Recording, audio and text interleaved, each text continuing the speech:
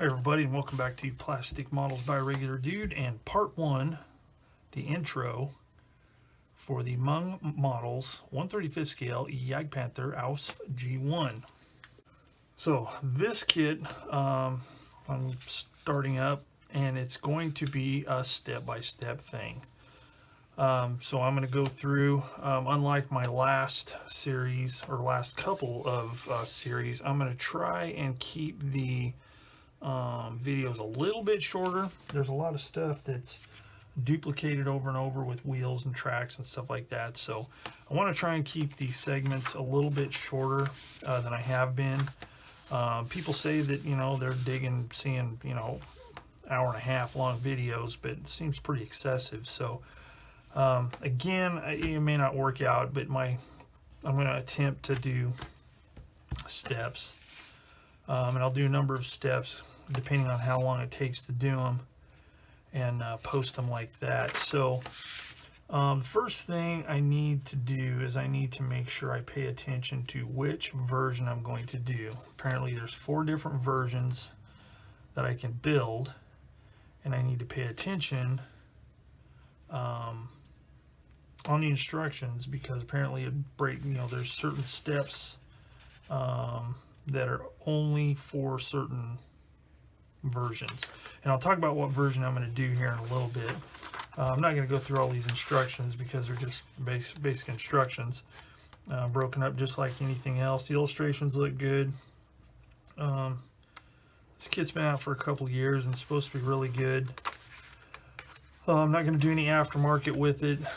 If I do any aftermarket, it will be the tracks, and only if the Panther tracks that I have, the Kaizen brand Panther tracks, if they're the right type for this vehicle, I may use those. But I really kind of want to use the kit tracks for this and save those for something that may not have very good tracks. So anyway, yeah, see, like for instance here, if you're doing version 2 or 3, use this barrel.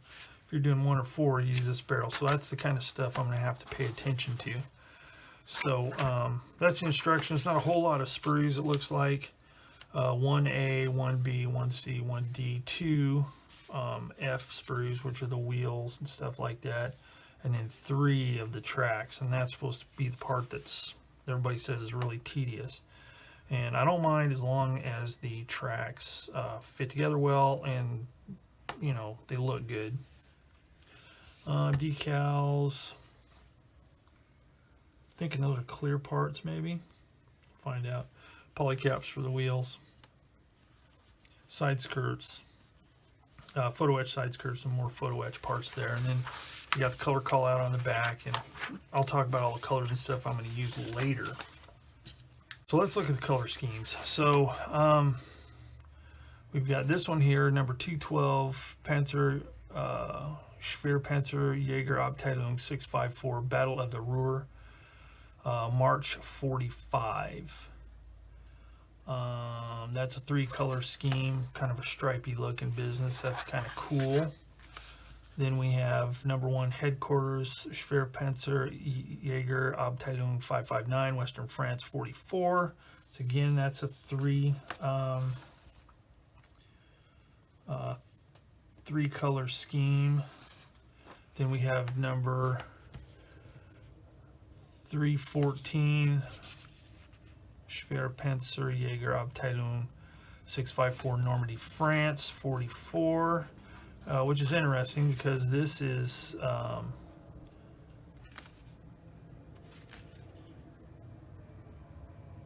.654 and this one's .654. It's just this one is in earlier. Let's see, France 44, March 45. So they're a few months apart. That's a 3-color scheme as well. And then we have this one, number unknown, Panzerjäger Battalion, or Panzerjäger Abteilung 559, Ardennes, 1944, and this 3-color scheme. Now, from what I've read, this scheme is actually incorrect. Now, I don't know for sure, but from a lot of the stuff I've read, this is a scheme that was applied at the Aberdeen Proving Ground on the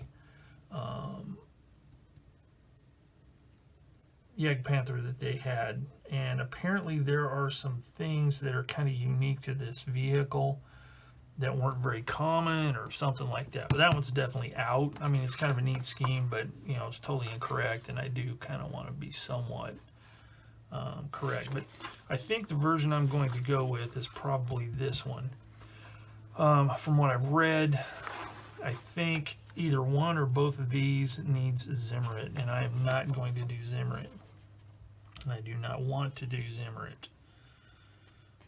Zimmerit is not my friend. So I think I'm going to take the coward's way out and do this one here. But I also like this scheme. I really dig the kind of stripedy scheme like that. So unless I discover something otherwise, I will definitely go with this scheme here. And even in these illustrations, it's kind of neat. You can see differences in the vehicles. Like this one, this plate or mounting thing right here that's around the gun. This one has big bolts in it, whereas these don't. So that's kind of an interesting thing. So there are some differences in these vehicles. Also with tool and jack block placement and stuff like that, there are some differences, and it shows them in the illustrations. That's kind of neat. For example, this one here, this one here show the tools on the side. This one here, the tools are kind of scattered around. You've got the shovel over here, wire / bolt cutters over here. So that's stuff that's all going to have to be scrutinized when building this. Also, the exhausts are different on some of them, so I have to pay attention to that. So anyway, and I could have some of those facts wrong. I'm just going to have to do a little bit more research, and that way I'll determine which color I'm going to go with. Okay, here is one of the G sprues. Now, normally I like to go in alphabetical order, but in this case, I'm going from top to bottom in the bag. So here we go. Here we go. So this is the G sprue, this is the tracks. And as you can see, all these guide horns are all separate pieces and all have to be glued in here. So that's going to be sweet. That's going to be fun. But the detail on them looks pretty good. Seems to be a little tiny bit of flash around where they hinge together. So there's going to be some cleanup involved.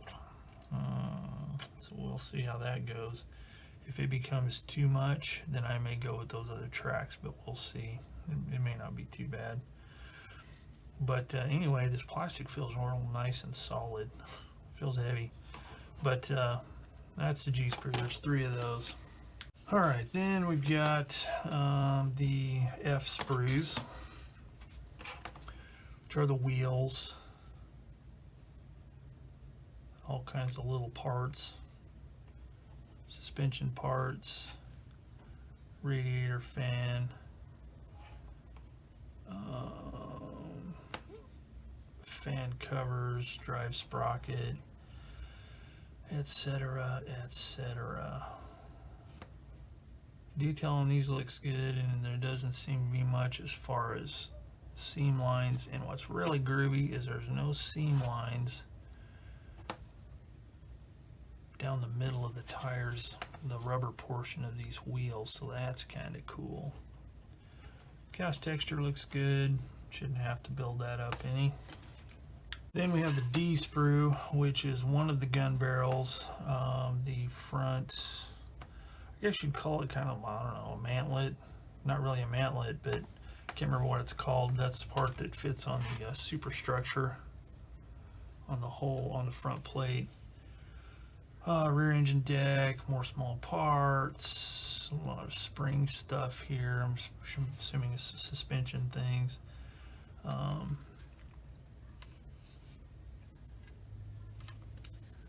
The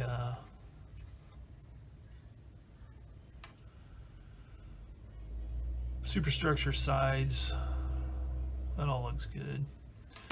cast texture on these things is really nice, and it's kind of cool where they have the sprue gates. You don't have to worry about sanding any of the cast texture to get things smooth, so that's kind of cool. Same here. Yeah, that's kind of cool. I don't know if you can see it on the camera, but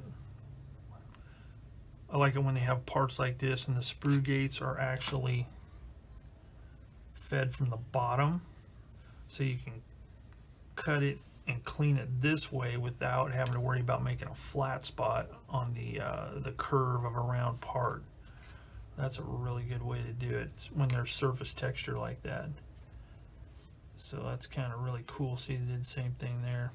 So that's really cool. You don't mar the, exposed parts like that. A lot more and more manufacturers are doing that, and it just makes it a lot easier for cleanup and stuff.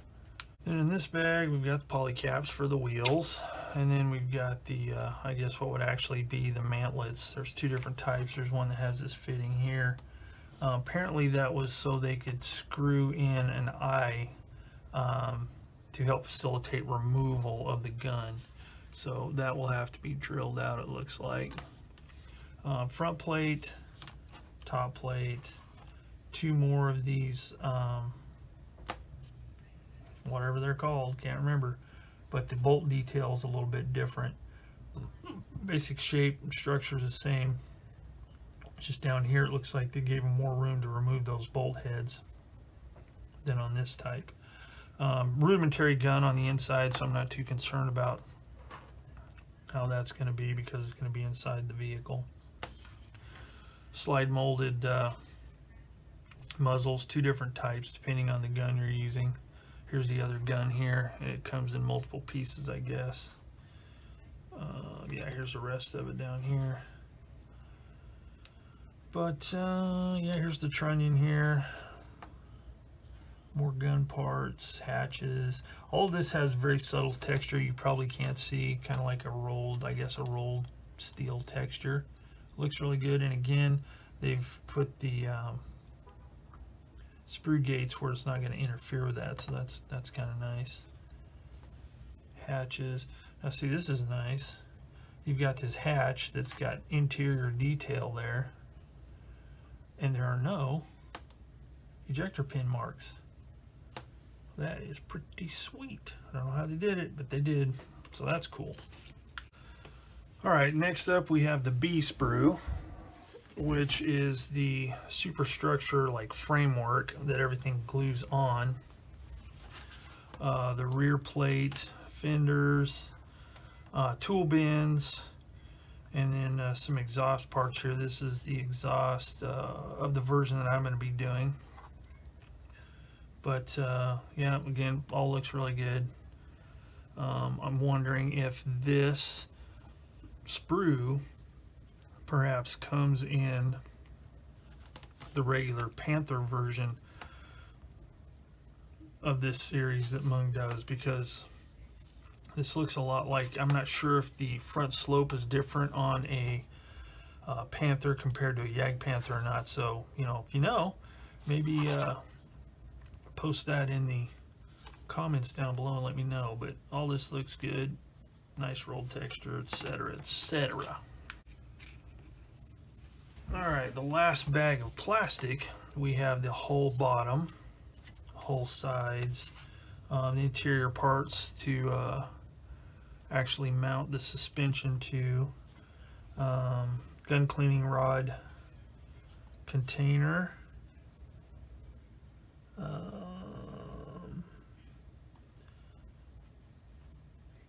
tow rope eyes, those look really good.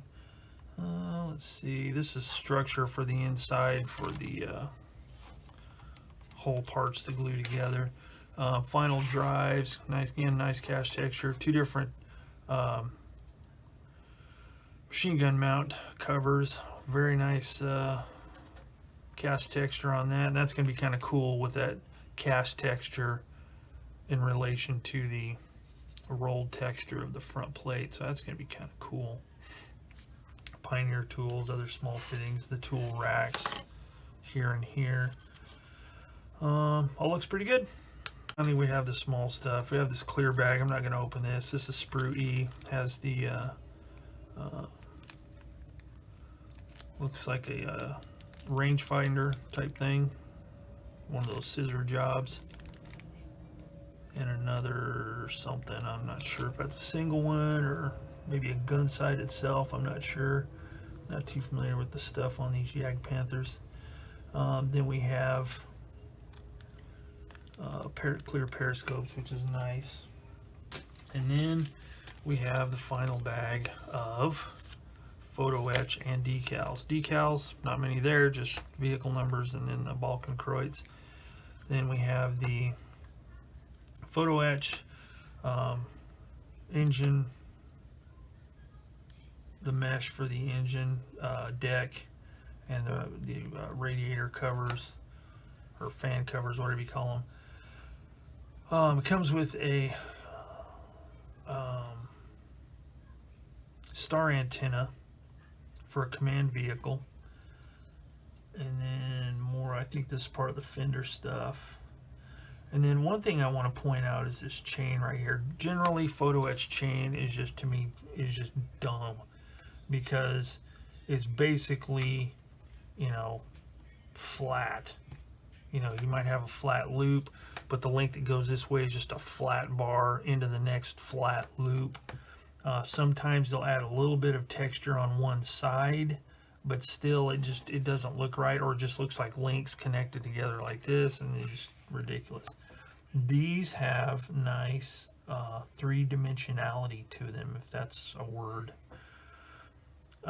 It does look like links linked together, and the nice thing is it's top and bottom, so that's really cool. I'm digging it. Seems like they even have the texture on both sides of the, maybe not, but it looks like it for the wire mesh. So it looks really good. Then we have the side skirts, which is a thicker material, steel or nickel or something.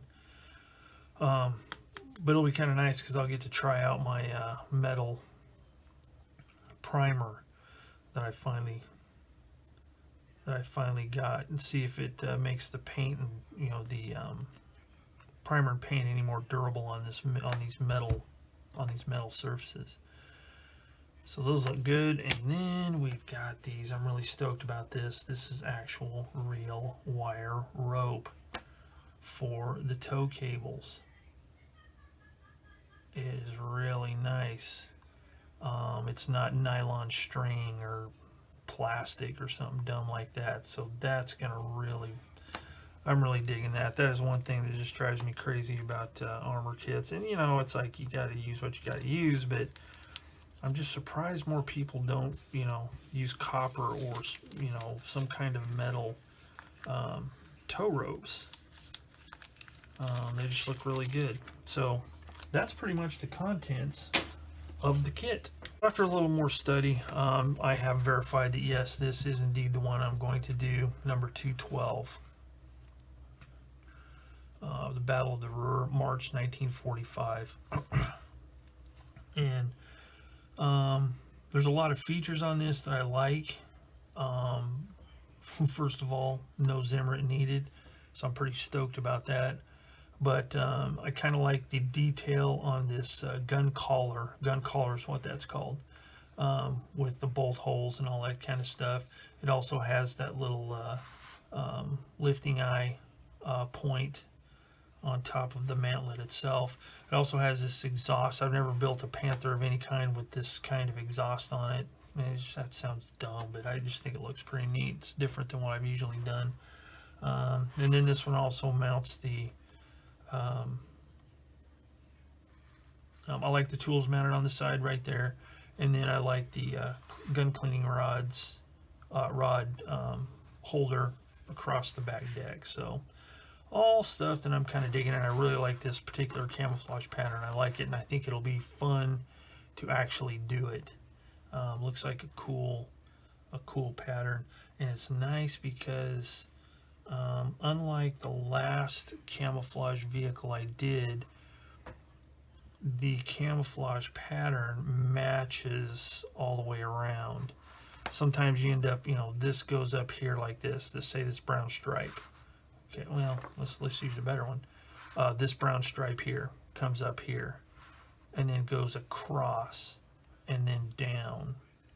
Well, it's replicated on the side of the vehicle. It matches. It's like you're really taking the vehicle and doing these different views. Sometimes, and maybe it's just not possible with the way, I don't know, the illustration or printing goes, but you know, you'll have something go up the side, but then when you look at the roof, it's like it doesn't match. So really cool. I'm gonna go with that one right there. The only thing I've read that's kind of for a real stickler for accuracy would be the I do like the fact there's only 2 of these side skirts on here. That's kind of neat. I think that's kind of a cool deal. The side skirts, you know, the mounts are all there, and only 2 of the pieces are there. The rest of them don't seem to have any side skirts on them, so that's kind of weird. But the one thing that, you know, a number of people have pointed out is it has the wrong size idler. This one's too small for this late of a vehicle. But, you know, I'm not going to go through the hassle of trying to find one. I'm just going to use what's in the kit and just build this one right out of the box unless I change the tracks. So that's pretty much that. So next time in part 2, I will actually start construction. I'll talk about paints and materials and stuff like that as I go. Again, I'm going to do a step-by-step, but I'm going to try and keep it in a manageable length of time so as not to get too long and stretched out. So, yep, that's pretty much it. Thanks for joining me here on Plastic Models by a Regular Dude. And the beginning of the Meng Jagdpanther Ausf G1. As always, if you have any hints, tips, comments, anything that you can put in the comment section down below, please do so, and I'll get back to you as soon as I can. And as always, thanks for watching, and I will see you all later.